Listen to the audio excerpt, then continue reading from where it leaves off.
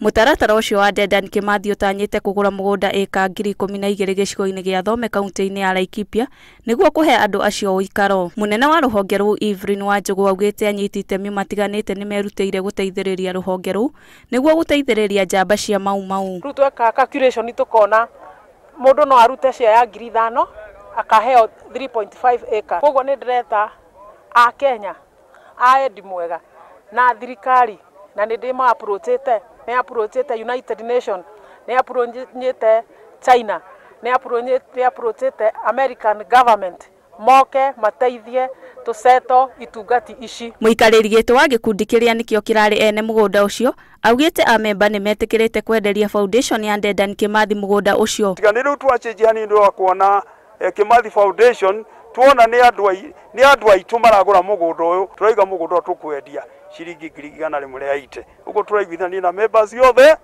na kamiti yothe. Kuringana na Martin Macharia uria ni munene wa Thome location aria marari ene mugunda ucio maraugaga matirari na ugitiri mugunda-ini ucio undu uria urari muhinga hari uthii wa na mbere. Hiyo shamba iko vacant, lakini sehemu zingine kuna mahali wafugaji kutoka eneo za Samburu, eneo za Baringo, eneo za Isiolo County wamekuja wakakuta hiyo area ikiwa haina mtu, wakakaa wakajenga temporary bomas. Riu thirikari ni gacirithĩtie ugitĩri gĩcigo-inĩ kĩu niguo gutigĩrĩra andu aria meguthamira mugunda-ini ucio ni maikara na thayu.